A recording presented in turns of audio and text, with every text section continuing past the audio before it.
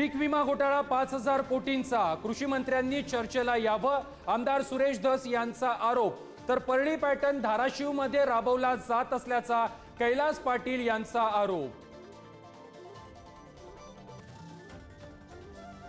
वाल्मिक कराडला 14 दिवसांच्या न्यायालयीन कोठडीनं जामिनाचा मार्ग मोकळा झाल्याची चर्चा. पोलीस कोठडी हवी होती, वडेट्टीवारांचं वक्तव्य.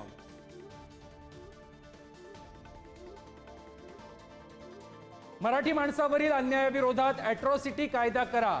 मराठीवर अत्याचाराचे वाढते प्रकार पाहून आम्ही गिरगावकर संस्थेची मागणी.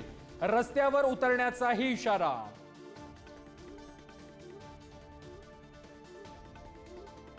सैफचा हल्लेखोर 7 महिन्यांपूर्वी डावकी नदी ओलांडून आला भारतात. मेघालय बांगलादेश सीमा ओलांडण्यासाठी एजंटला दिले 4,000. घुसखोरीसाठी मदत केलेल्या एजंटच्या नेटवर्कचा तपास सुरू. बांगलादेशातून कशी होते घुसखोरी, पुढारी न्यूजचा एक्सक्लुझिव्ह रिपोर्ट. मेघालयच्या डावकी नदीच्या तीरावर पुढारी न्यूजची टीम. बांगलादेशी घुसखोरांवरून ठाकरेंची शिवसेना आणि भाजपमध्ये जुंपली.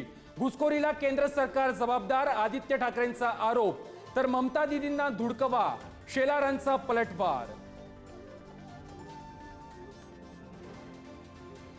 सोलापूरच्या मार्कडवाडीतील ईव्हीएम विरोधातील ठिणगी दिल्लीपर्यंत. आमदार उत्तम जानकरांचं 25 जानेवारीला जंतर मंतरवरती आंदोलन. उद्या घेणार केंद्रीय निवडणूक आयुक्तांची भेट.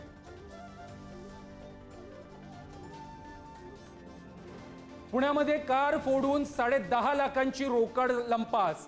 तर दुसऱ्या घटनेमध्ये वृद्ध महिलेच्या गळ्यातील मंगळसूत्र हिसकावलं.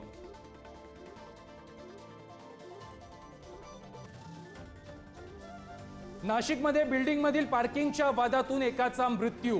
पंचवटी परिसरातील धक्कादायक घटना.